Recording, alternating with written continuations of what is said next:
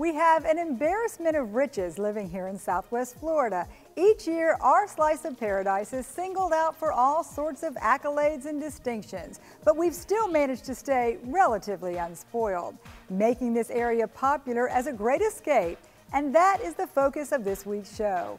We'll begin with a room for fun. Escape rooms are popping up all across Southwest Florida, beguiling visitors and locals alike. It's super popular. We thought the summers might not be as great because we thought it'd be more of like a tourist thing, but during the summers we have all sorts of people coming in. Then a local landmark you may have missed. We invite you to pull over and step back in time as we explore a hidden treasure. And how about an escape from cooking? In New Nosh, we'll run through Tim Ayton's long list of local restaurants that opened in the first half of this year. We'll have those stories along with the latest in our Positively Healthy Medical series. I'm Amy Osher, and this is Behind the Headlines.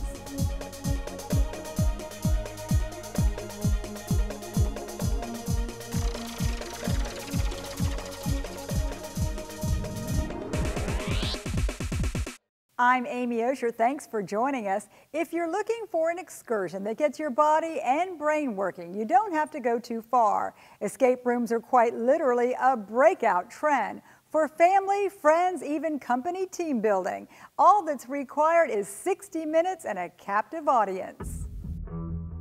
Bored with board games? Then how about conquering a challenge? Escape rooms provide hands-on adventure for anyone who dares. When you're in the room and you're learning kind of like how escape rooms are kind of built, you look for certain things. So we see a lot of new people come in and they're kind of shy, they don't want to touch very many things. Everything you see could be hiding a secret. We promise not to reveal any tricks, but these rooms are full of surprises. Each one has a different objective. Here is Brandon's room. As you can see, we've decorated it all, so it's all 80s, kind of nostalgic. You're trying to find Brandon's secret stash of candy in here. So somewhere located in this room, you guys have to figure out how exactly he hid it. Based on the theme of the room, like Treasure of the Seven Keys, you guys are trying to find the treasure, the captain's treasure. Expect the unexpected, looking for clues and solving puzzles. We tagged along with some pint-sized sleuths. Have you guys ever done an escape room before? No. With clocks ticking, it's game on. 60 minutes to win it. They have about like a 25 to 40% success rate, so they're difficult, but it just depends on how you guys cooperate in the room. There were all these keys you had to find, and at first I had no idea what they were talking about. Once you found the keys and how to unlock the things, you would be really excited to see what was in the box. While employees watch on hidden cameras, teams are left to tear through their surroundings, asking for a limited number of hints. So we can see everything that's going on in the room, so we can hear and see whatever you're doing, so if at any point you guys are stuck or need help, we're there to be able to guide you. Fewer than half of groups complete the challenge on their first try. Warning, it can become an obsession. Once you come back and do another one, you'll just start tearing the room apart, looking for things like, oh, this says this, maybe it goes over here. You try a lot more. With no treasure in hand, our gals came back with a wealth of experience for next time. I'll feel around and look around and stuff. Not use all the clues all at once. You get a little bummed out if you don't win, but for the most part, people make it a majority of the room done, so they're pretty stoked to try like another room or get back into it. We almost accomplished something, so yep, it was pretty good. I want to do Brandon's room next though. Who hasn't driven down a road and noticed a sign or maybe a building and thought you'd like to check that out someday? If it's a unique experience you're after, this is a hidden treasure. Sitting alongside one of the most traveled roads in Florida is a pristine 200-acre state historic site, settled in the 19th century as a religious and social outpost, a self-sufficient communal living site, progressive in many ways. Here we say Koreshin. It comes from Koresh, which the gentleman who started the society, Cyrus Teed, translated his name Cyrus into Koresh from ancient translations, which pretty much means the next Messiah. Cyrus Teed brought his Koreshan followers to Estero in 1894 and called this new home the New Jerusalem. Cyrus Teed's vision was to start here, expand, build this new Jerusalem, as he called it, and bring in people. He continually went out traveling all over the United States to bring people into this culture. He envisioned a life without vice, equality among the sexes, and reincarnation. The Koreshans held many uncommon views, believing the earth was hollow and that members should remain celibate. They did value music, the arts, learning, and literature. They loved plays. They did a lot of different plays with the children. Everybody dressed up. They had festivals. They were very, very cultured people. And they shared it with the community. Like, they were the first to really bring that to this area. They brought the first schooling, and a lot of that happened in the art hall. You can still go in the art hall today. You can see the paintings. We have the 150-year-old Steinway piano that we still have music on today. It has amazing acoustics. I mean, it's a beautiful building. The floors are made from a tree that doesn't exist anymore. I mean, it's really, really special in there. At its peak in the early 1900s, about 250 people lived in this community. While it didn't turn out to be the utopian society its founder dreamed of, the settlement remains as a lasting legacy. When he passed away, since their leader was now gone, the settlement had a hard time holding on. Some people left, other people stayed and continued the settlement and the unity for a while. As the Koreshan influence waned, remaining members turned the land over to the state for preservation. It really came down to paying taxes, I believe, that the Koreshans just couldn't pay anymore. And so they made a deal with the state that we preserve their buildings and their land and their culture and ideas and share that. And so we do. Now a public park, it consists of 11 restored structures and home sites. These are the generator building, small machine shop, large machine shop, and where we have a blacksmith. Visitors can step back in time, going inside buildings that made up the group's industrial park. They were pioneers in generating electric power. They had machine shops, made concrete, milled wood, had a publishing house, and much more. They still fire up the generator and still run all the machines. Only remnants are left behind, the beginning of a grand design. For a group which put faith in returning after death, their settlement has a second life. Do you think that he would be happy that in a way that his dream to keep something alive has kind of renewed and reincarnated itself? I think that's a good way to look at it. I really do, because like you said, it is kind of reincarnating their ideas and their beliefs in some ways, and it's sharing those, you know, it's letting them live on and just sharing the story on our weekly tours. It seems like every few weeks, one city or another in Southwest Florida is named Best Something, so often that it's hard to get them all straight, which makes it hard to tell all your friends and family up north. To simplify things, we put together a few of the highlights. We're not bragging, but it's pretty clear others find great value in our part of Florida. These are some of the accolades we chalked up in the past few years. The personal finance website Wallet Hub selected Naples as the country's best beach town. Marco Island also made the list, coming in at number 7. Fort Myers ranked 72 and Bonita Springs showed up at 98. This ranking looked at affordability, weather, safety, and quality of life. And Naples currently holds the distinction of healthiest, happiest city in the U.S. for the second straight year. That comes from the Gallup Healthways American Wellbeing Survey. The report measures 190 U.S. cities, looking at physical health, social ties, financial security, and sense of purpose. We're not done with Naples yet. The city stands at number 9 on the list of small-town food scenes in the U.S. That's based on votes by readers of the USA Today 10 Best Travel section. The website Money Rates picks several Southwest Florida cities as best for young entrepreneurs, Northport ranking number 1. Cape Coral Fort Myers number 5, and Punta Gorda 7th in the nation. And lastly, the beaches, the famous Dr. Beach ranking of best beaches. This year, Siesta Key in Sarasota was named best beach in the country. Back in 2014 and 15, Barefoot Beach in Bonita and Delnor Wiggins in Naples both made the top 10 in this prestigious list. So maybe we are bragging just a little. When we come back, is there a downside to too much sunshine? Yes, when it impacts your skin. Tips to look for coming up in our Positively Healthy report. Stay with us.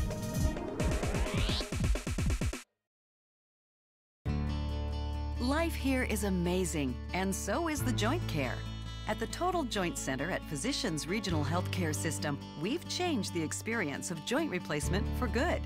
With our comprehensive joint care program, most hip and knee replacement patients return home in just 2 days because we know you want to get on with your active life. Pain-free living starts at Physicians Regional Medical Center, Collier Boulevard, and Physicians Regional Medical Center, Pine Ridge.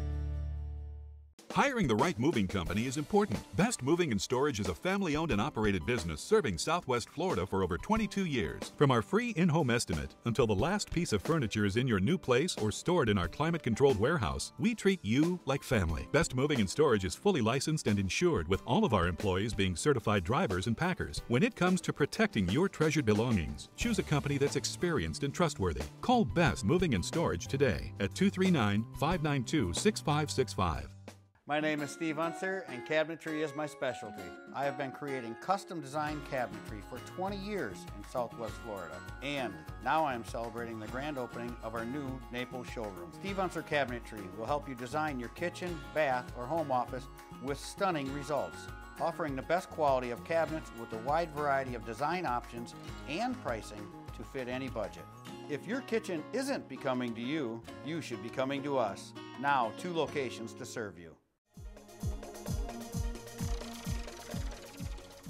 Skin cancer is the most common of all cancers. In fact, 1 in 5 of us will develop some form. If caught early, it's almost always treatable. But if a skin cancer goes untreated, it can be disfiguring or deadly. In today's Positively Healthy, we look at what your moles may be telling you.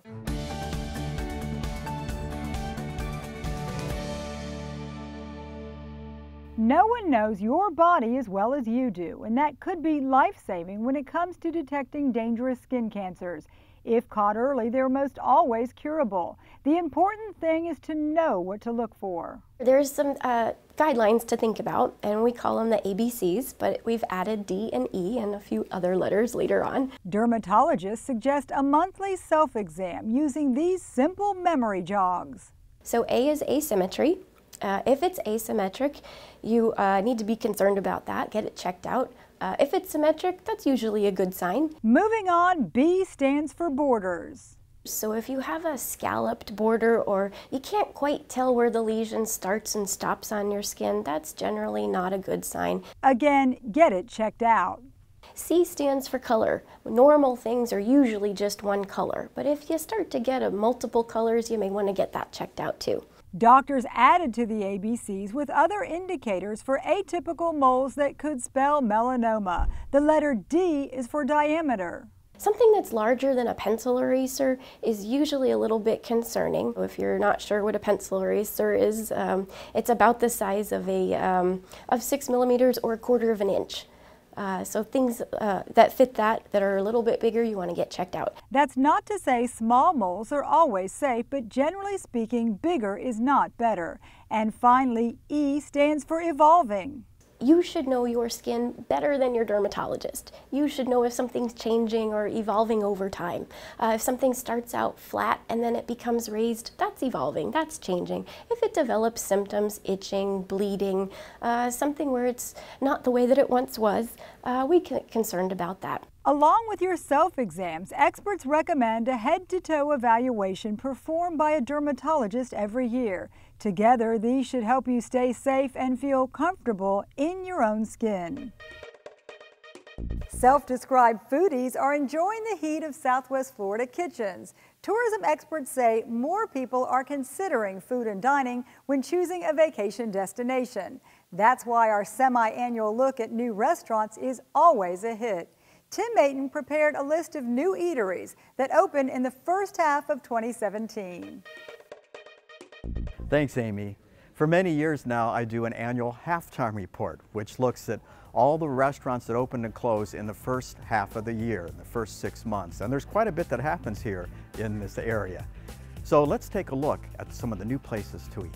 In alphabetical order, Bonita Bean in Bonita Springs, the Burntwood Tavern, which just opened in Mercado, Catch 41 Bar and Grill at Ramada Inn, Charlie's Seafood and Pub in North Naples, China Dragon Star in East Naples, Chipotle and Payway, both in Restaurant Row, Coffee Bar 239 in North Naples, DeLuca's Blue Collar Burgers in North Naples, Di Vieto in Coconut Point, Downtown Social House in Fort Myers, the French Brasserie Rustique in Naples, Fuzzy's Taco Shop in North Naples, Havana Sweet in Coastland Center, Izzy's Fish and Oyster in Fort Myers, Jerry Lou's in Naples Town Center, Crux Philly Steaks in North Naples, La Manchot in Coastland Center, Metro Diner, North Naples and Bonita Springs, Napoli Pizza in Marquesa Plaza, The Palette in North Naples,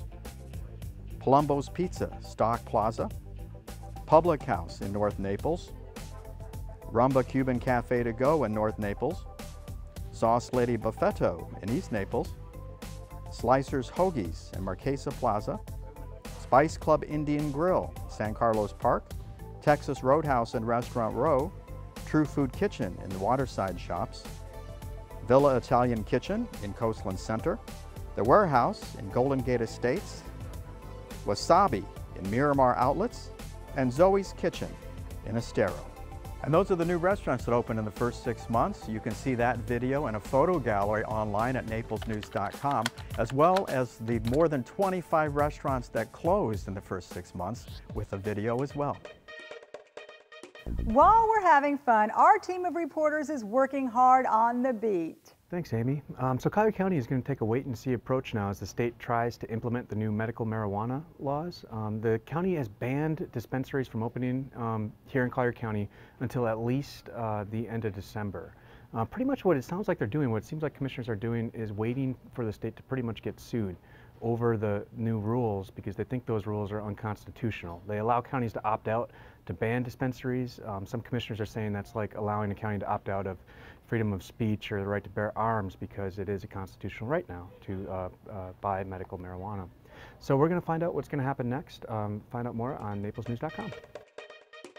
Hi, I'm Ashley Collins. I'm a reporter with the Collier Citizen. This past week, I got a chance to speak to a local firefighter with the Greater Naples Fire District, Craig Weinbaum.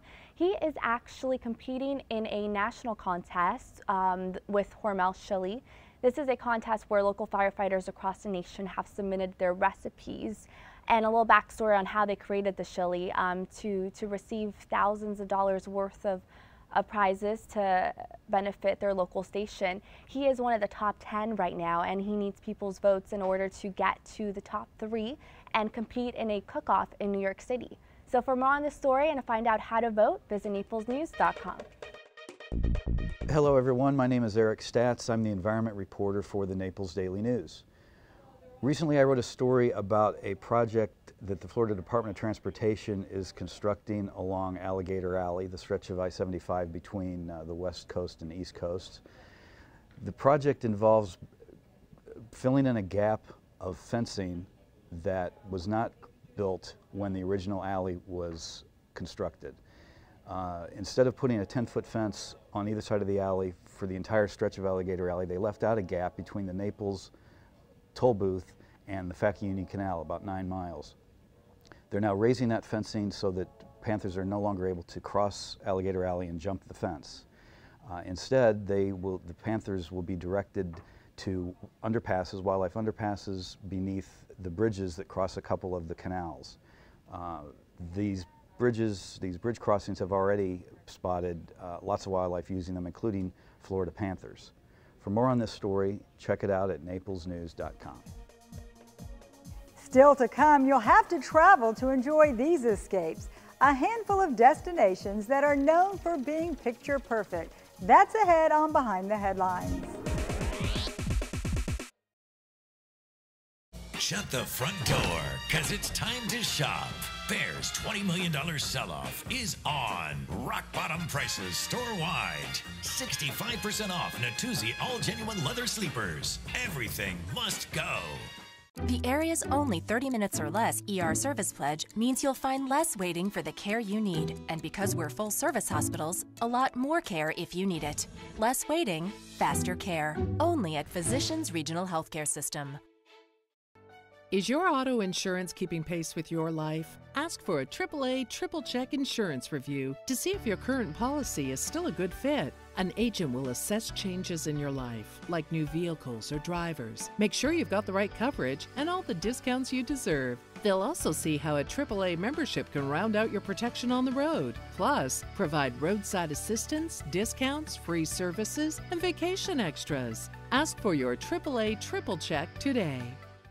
Shut the front door, because it's time to shop. Bear's $20 million sell-off is on. Rock bottom prices store-wide. 65% off Natuzzi all genuine leather sleepers. Everything must go. For many of us, our home is a personal retreat, a great escape from the outside world, which is why we feel compelled to spruce it up. Our Bears design expert, Kathy Smith, is here with this week's Inspired Living.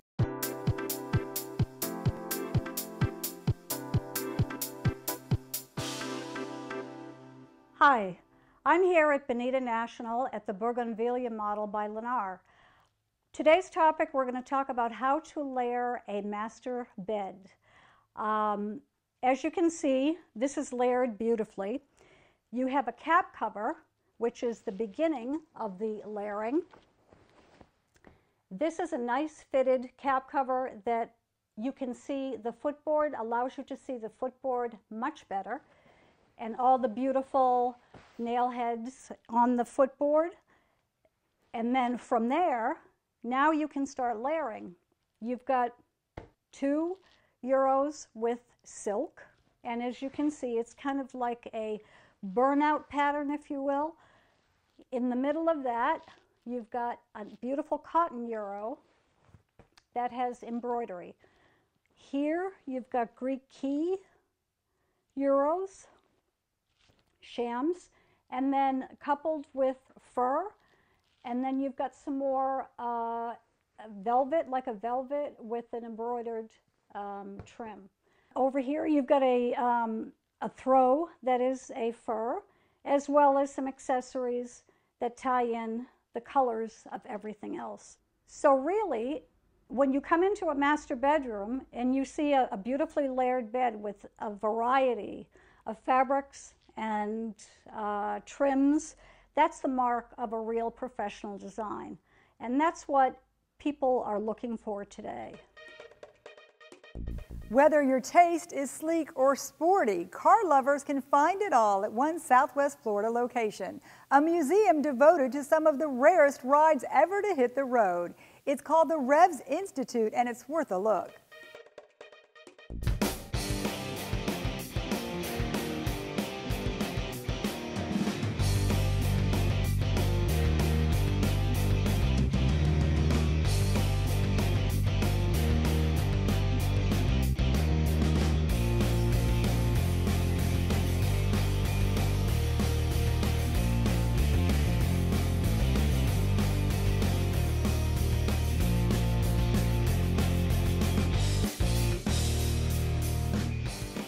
Hello, my name is Lodge McKee. I'm a volunteer docent at the Rev Institute in Naples, and I'm going to talk a bit about an upcoming exhibit that we're having for the first time here. It's an engine exhibit from several of the race cars in the collection, 47 of them actually. Normally we display the cars with the hoods down or the bonnets over the engines, and for most people the shape and the color of a race car has more to do with the character of it than the engine. But in reality, the engine is the heart, the core of a racing vehicle. To see more of the engines, go to the Rev Institute website and make a reservation to come out. And finally, a few great escapes you might want to add to your bucket list. From painted mountains to colorful canyons, the USA Today scoured the globe in order to share some of the most picturesque settings on the planet. There are still places that exist in this world that even an Instagram filter can't improve on. Places where colors on their own seem unreal. Places like the Great Barrier Reef in Australia, which is large enough to be seen from space. The Painted Desert in Arizona is another spectacular natural site where clay and sandstone intersect to create striking lavender, red, orange, gray, and pink tones. The Valley of Flowers Mythical National Park in India astounds with its massive variety of colorful flowers, and experiencing a bike ride through the tulip fields in Holland is an experience you'll never forget. That's a wrap for this edition of Behind the Headlines. Hope to see you out there exploring the community. You can always catch up on past shows by logging on to naplesnews.com. On the left-hand side under Quick Links, select Behind the Headlines. I'm Amy Osher. See you back here next week.